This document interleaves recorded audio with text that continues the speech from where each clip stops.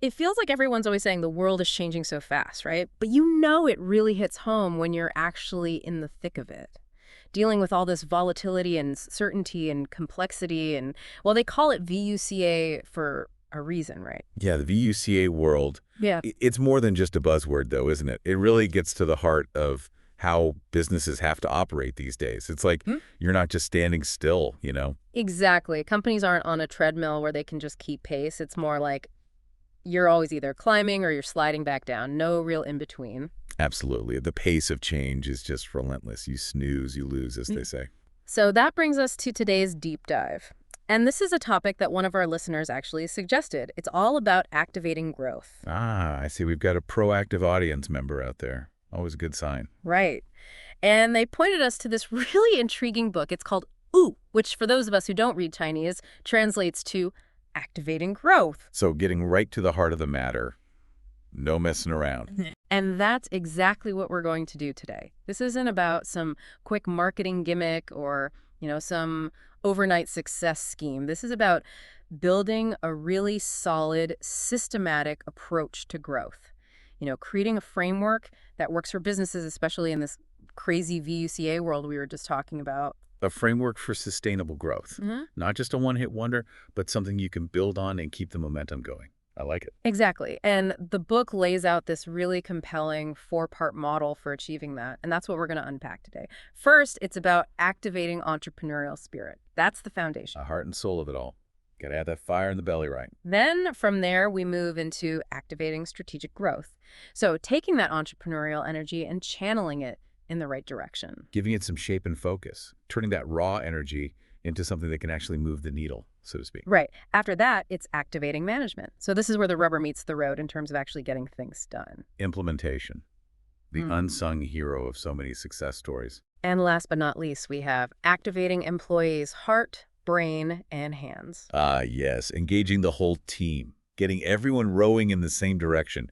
That's where the real magic happens. So it's a pretty comprehensive model, right? It starts with the leader, that entrepreneurial mindset, and then it extends all the way through the entire organization. It's like a ripple effect. You create that energy at the center, and it spreads outward, activating growth at every level. Okay, so let's dive right into that first stage. Activating entrepreneurial spirit. The book makes it very clear that this is absolutely essential. This is the foundation upon which everything else is built. And they boil it down to 3 key changes that need to happen. 3 changes, huh? Sounds like a recipe for some serious transformation.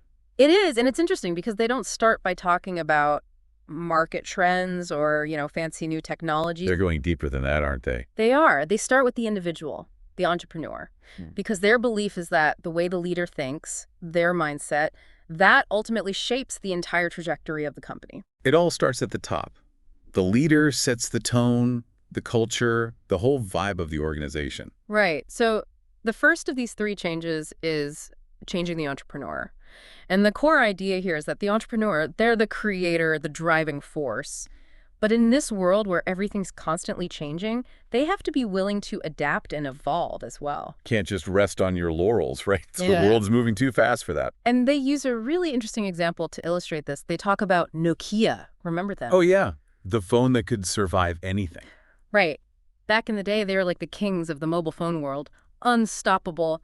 But then, the smartphone revolution happened. And, well, as their CEO famously said when they were getting acquired, quote, "We didn't do anything wrong, but somehow we lost." Wow. I mean, on the one hand, you kind of have to admire the honesty.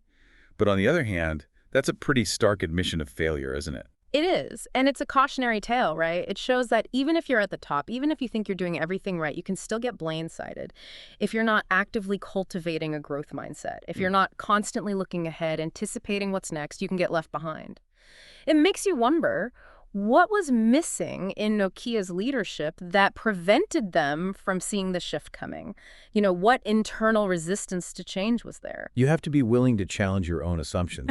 Even when everything seems to be going great, you can't afford to get complacent. Totally agree. And the book then contrasts this with another example. They talk about Zany Heavy Industry and their founder, Liang Wengen. So another leader, But a very different approach, I'm guessing. Exactly. This is a guy who totally embraced digital transformation. He was learning about it every day, personally driving the company's growth in that direction. And that's what the book is talking about, that proactive, hands-on leadership that's not afraid to learn and adapt and push the boundaries. Yeah. Leading by example, showing the whole organization that growth and change are not just buzzwords, but they're actually part of the DNA of the company. Okay, so that's changing the entrepreneur. Now, the second change they talk about is changing the soil. Changing the soil. Now, this should be interesting. It is. And when they say soil, they're not talking about literal dirt. Yeah. They're using it as a metaphor for the company's core mission. And their argument is that this mission needs to be fundamentally reoriented around creating user value.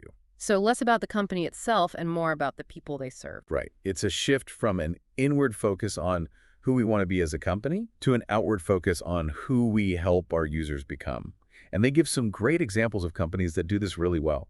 Like Huawei, their mission is to bring digital to every person, home, and organization for a fully connected, intelligent world. Ambitious for sure. And Amazon, they're all about being Earth's most customer-centric company.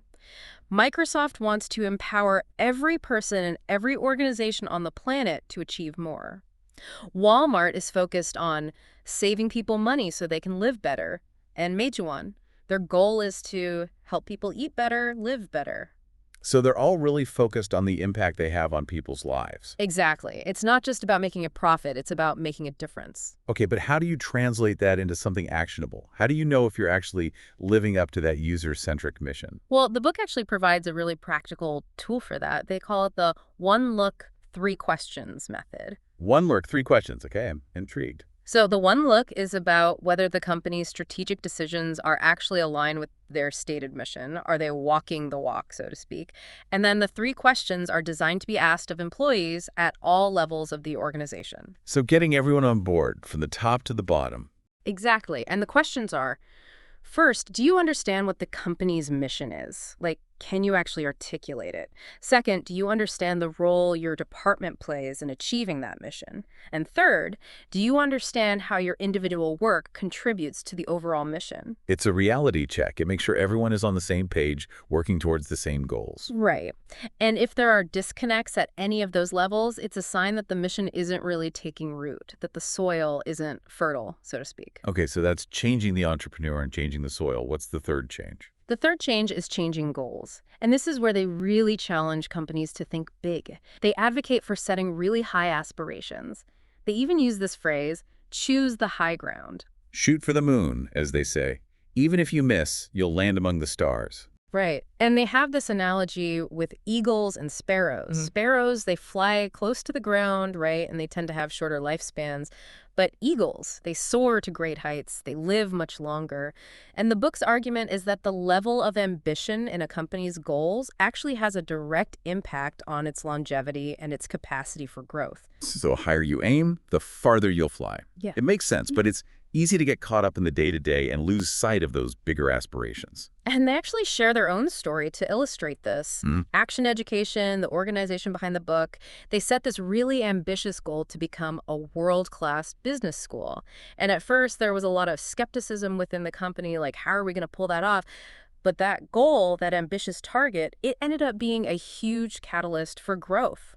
It pushed them to think bigger, to innovate more, and it ultimately led to them going public. So they actually achieved it. That's pretty impressive. It is. And it shows that sometimes having that really audacious goal can actually be the thing that unlocks the potential that's already there. It gives everyone something to strive for, something to get excited about. Exactly. And it's not just about having that grand vision. It's also about breaking it down into concrete, actionable steps. They talk about translating those lofty goals into consistent growth requirements. And this involves making strategic choices, setting clear operational targets. They have this concept of 2 dimensions, 3 lines, and critically activating employee actions, turning that growth ambition into a shared battle that everyone is fighting to win. Okay, break that down for me. 2 dimensions, 3 lines. What's all that about? So the 2 dimensions are essentially the fundamental aspects of your business. Typically your operational side, like the efficiency and effectiveness of your core processes, and your strategic management side, which is all about innovation and adapting for the future. So how you do things now and how you prepare for what's next. Right. And within each of those dimensions, the 3 lines represent different levels for setting targets. Different levels of ambition, I'm assuming. Exactly. So first you've got your history-based baseline. This is looking at your past performance to understand where you're currently at. Then you've got your benchmark-based reasonable target. So this is looking at what your competitors or maybe industry leaders are achieving, setting a bar that's competitive. Makes sense. You don't want to be aiming lower than everyone else. Right. And then the third line is the strategy-based challenging target. This is where you really push beyond those first 2 lines. It's based on your high-level aspirations and the strategic moves you're planning to make. So it's not just about keeping up with the Joneses, it's about setting your own ambitious goals. Right. And this multifaceted approach, it helps prevent complacency. It keeps everyone focused on achieving that high ground we were talking about. It's a good reminder that growth is a journey, not a destination. You're always striving for something more. And they give a really compelling example with a company called Prenair. Once they set this very clear, ambitious goal to become the leader in the industrial dehumidifier industry across the entire Asia-Pacific region, it really transformed the company. It gave them a clear sense of direction, and it energized everyone to work towards that shared goal. A rallying cry, a flag to plant on the summit. So activating entrepreneurial spirit isn't just about having a vision, it's about cultivating that mindset of continuous growth and adaptation at the very top. It's about grounding the company's purpose in delivering real value to its users. And it's about setting ambitious goals that inspire the entire organization to strive for greater things. It sets the stage for everything else that follows, the foundation for sustainable growth. Okay, so we've laid the groundwork, activated that entrepreneurial spirit. Now, the second step in the activating growth model is activating strategic growth. This is where we take that vision and turn it into concrete, actionable plans. Time to get down to brass tacks. Exactly. And the central idea here is finding the next big profit growth mountain. So we're climbers now, scaling new heights of profitability. It's a good analogy, right? These mountains represent the key strategic opportunities that will drive substantial, sustainable revenue and profit growth in the coming years. Looking beyond the current horizon, identifying those peaks that will lead to future success. Right. And the book outlines 3 focuses for achieving this. The first is, well, it's called strategic focus. And this is about making deliberate choices, carefully selecting the paths you're going to take, and being willing to make trade-offs. And the core framework they introduce for guiding this is the classic 3C framework. 3C. I feel like I've heard that before. Yeah. Pretty standard tool in the strategic planning toolbox. It is, and it stands for customer, competitor, and company. And the book argues that a truly effective strategy has to consider all 3 of these elements. You need a deep understanding of your target market, your competitors, and your own unique capabilities. So it's about knowing your audience, knowing your rivals, and knowing yourself. Exactly. And it's about understanding how those 3 things interact and influence each other. A bit like a 3-way dance. Each partner has to be in sync to create something truly beautiful. I like that analogy. Now let's break down each of those C's, starting with locking in target customers. This is all about having a crystal clear definition of who your ideal customer is. It's not about trying to appeal to everyone. It's about focusing on a specific group and really understanding their needs, their desires, their pain points. Becoming a specialist rather than a generalist. Focusing your energy on a specific niche where you can truly excel. Right. And the book uses their own company, Foreign Performance, as an example. They focus specifically on mid-sized private enterprises in China with revenues exceeding 50 million yuan. And their core need, well, it's pretty straightforward. Business growth. That's what they're all about. So they've carved out a very specific niche for themselves. They know exactly who they're serving, and they know exactly what those customers are looking for. Now, the second C is researching competitors. And it's not enough to just know who they are. You need to really study them. Understand their strengths, their weaknesses, the benchmarks they're setting in the industry. So it's not just about keeping an eye on them. It's about really digging deep and figuring out what they're doing well, and more importantly, where they might be falling short. Exactly. And this is often where you find the best opportunities for differentiation. For example, the book tells this story about someone observing dust on the consulting proposals of a really high-profile firm. Dust on consulting proposals. Okay, I've got to hear more about this. So these were big, expensive, complex proposals, right? But the problem was they were so theoretical, so high level, that clients weren't actually implementing them. They weren't which basically means they weren't grounded in practical application. The classic disconnect between strategy and execution. And that became a weakness that a more practically focused competitor could exploit. They could come in and say, look, we can give you solutions that you can actually implement, solutions that will actually make a difference in your business. It's a good reminder that complexity doesn't always equal effectiveness. Sometimes the simplest solutions are the most powerful. Absolutely. And it highlights that principle of avoiding the strong, attacking the weak. You don't need to go head-to-head with the giant on their strongest ground. You can find their vulnerabilities and capitalize on those. A classic David and Goliath strategy. And that brings us to the final C, identifying self-advantages. This is about finding your unique selling proposition, the things that make you stand out from the crowd, the things that your competitors can't easily replicate. Differentiation. It's the name of the game in a crowded marketplace. And the book quotes marketing guru Jack Trout here. He said, "The only path to success in a highly competitive era is to enter the customer's mind. And the only way to enter the customer's mind is to be different. So you can't just be a Me Too company and expect to achieve significant growth." You have to give people a reason to choose you over everyone else. Right. And they actually give this handy formula for figuring this out. It's core needs of target customers plus weaknesses of benchmark competitors, differentiated advantages. So it's not just about being different for the sake of being different. It's about being different in a way that actually matters to your target customer. Exactly. And they illustrate this with foreign performance again. They position themselves as the effectiveness-first organization, focusing on simple, practical tools for business growth, directly addressing that weakness of overly complex theoretical approaches that we were just talking about. So they're not just selling consulting services. They're selling tangible results. And that's a powerful message. And they also share this great case study of a company called Jingbo Biologen. They operate in the water-based animal health product sector. Okay, so we're talking about fish meds. Essentially, yeah. And they were facing this challenge of what the book calls cross-industry competition, because they weren't just competing with other animal health companies. They were also up against these big feed companies that were offering these integrated seed feed medicine services. So one-stop shopping for fish farmers. Exactly. And these feed companies, they were much bigger, more diversified. So Jingbo Biology had to figure out how to differentiate themselves in this evolving market. Had to find a way to stand out from the giants. And they did this by focusing on the specialized needs of large-scale aquaculture farms.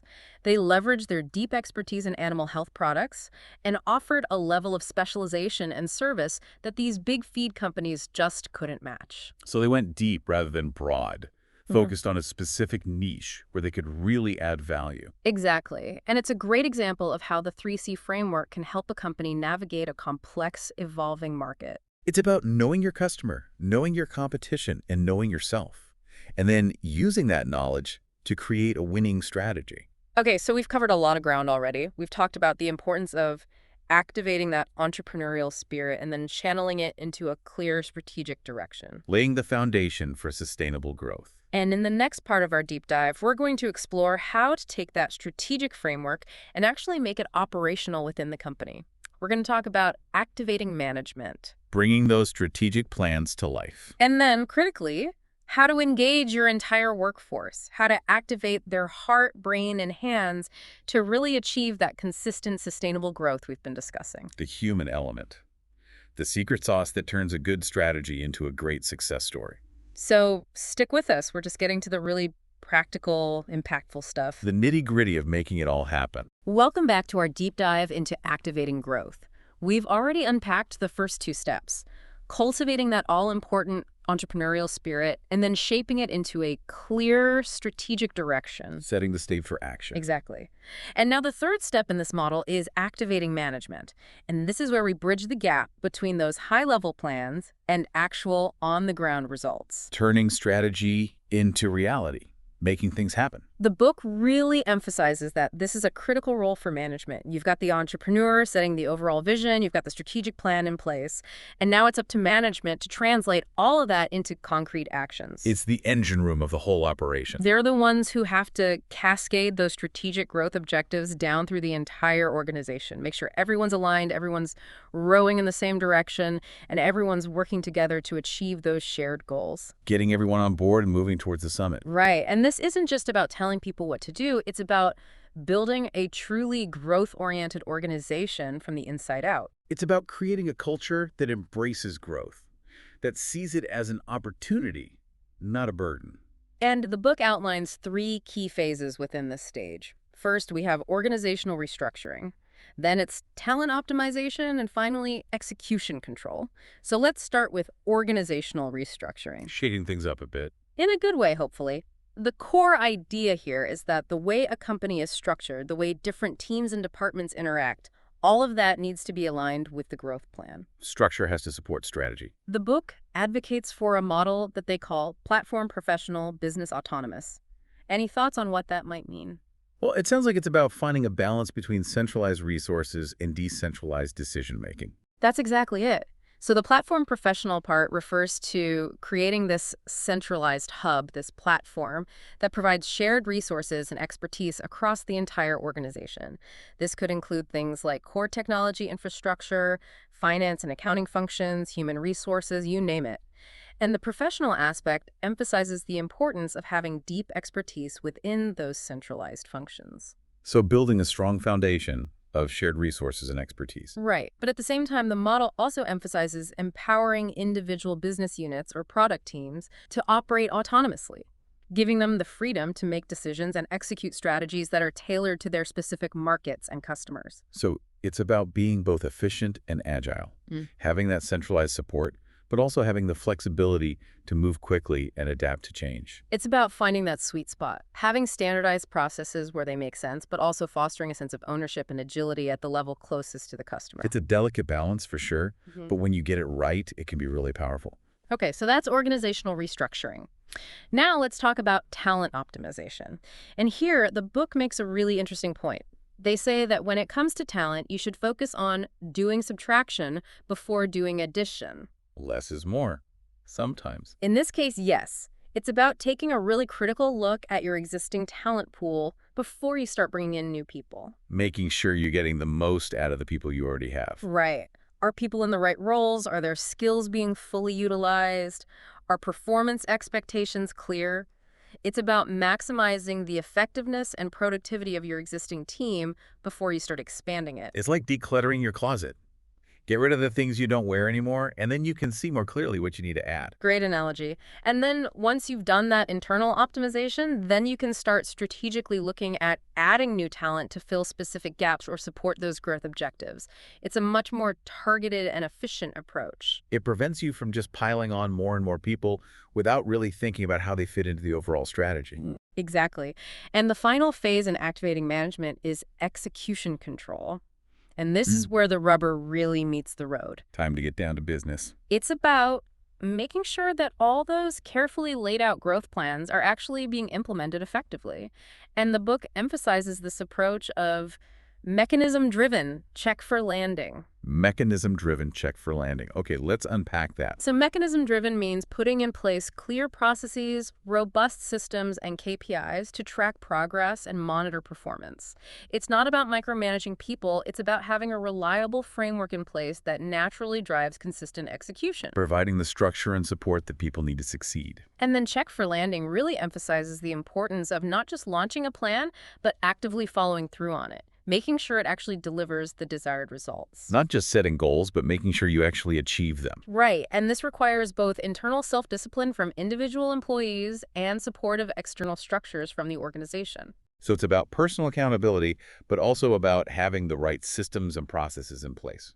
Okay, so we've talked about organizational restructuring, talent optimization, and execution control.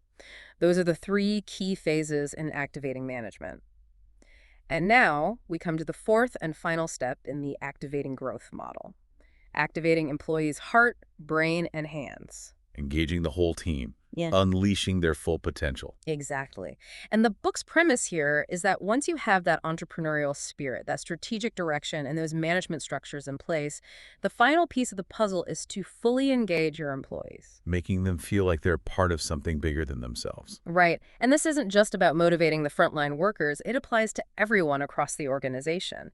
Everyone needs to feel aligned, energized, and actively contributing to those growth goals. It's about creating a culture where everyone feels feels like they have a stake in the success of the company. And the book really breaks this down into those three elements: the heart, the brain, and the hands. So let's dive into each of those. First, the heart. This is all about willingness and motivation. The emotional side of the equation. Exactly. Activating the heart is about tapping into employees' intrinsic drive, making them want to contribute their best efforts. It's about creating an environment where they feel like they're working for something meaningful, not just working at a job. Giving them a reason to get up in the morning and feel good about what they do. Right, and the book makes this point that while logic and reason can get people to think and understand, it's emotion that really drives action. The heart has to be in it. So companies need to understand what genuinely motivates their employees, what their values are, what their aspirations are, and then connect those things to the company's growth objectives. Aligning personal goals with company goals. Creating that win-win situation. And when you can achieve that, when employees feel a sense of ownership over the outcomes, when they're willing to go the extra mile, that's when you know their heart is truly activated. That's when you have a team that's not just working for a paycheck, but working towards a shared vision. Okay, now let's talk about the brain. This is about ability and capability. It's about giving employees the skills, the knowledge, the resources they need to excel in their roles. Sharpening the tools. But the book cautions against trying to turn everyone into a generalist. It's not about having a mile-wide, inch-deep skill set. It's about identifying those key strategic capabilities that will drive growth and then empowering employees to develop those specific skills. So it's a more focused approach. Exactly. It's about strategic empowerment, making sure people have the brain power to execute the core strategies effectively. Give them the knowledge and the tools they need to win the war, so to speak. Right. And it's also about fostering a culture of continuous learning and development, encouraging employees to stay ahead of the curve in their respective fields. Always be learning, always be growing. Okay, and finally, we have the hands. This is about execution. It's about taking all those plans, all those skills, and turning them into tangible results. Putting it all into action. And the book highlights the importance of bridging that gap between intention and action. They quote a president of a listed company who said, "A large number of employees have no results, and half the reason is that they simply didn't do it." Ouch.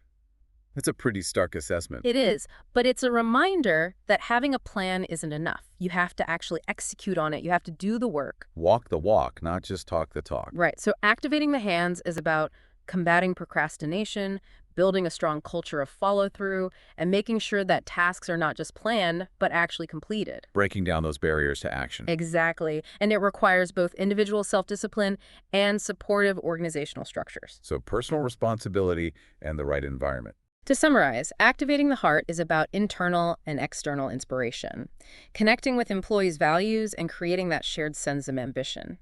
Activating the brain is about identifying key skills, replicating best practices, and fostering continuous learning. And activating the hands is about breaking through inertia and building those good execution habits. So it's a holistic approach, engaging the whole person, their emotions, their intellect, and their ability to take action. And when you can effectively activate all three of those elements, that's when you truly unlock the full potential of your team. Creating a powerful engine for growth. And that brings us to the end of our deep dive into activating growth. We've explored those 4 interconnected steps: activating entrepreneurial spirit, activating strategic growth, activating management, and activating employees' heart, brain, and hands. It's been a comprehensive journey. It has. And the key takeaway here is that consistent, sustainable growth is not about luck. It's about having a systematic, holistic approach. It's about starting with the right mindset and then making sure that permeates every level of the organization. And it's about always keeping that focus on creating real value for the customer. It's about putting the customer at the heart of everything you do.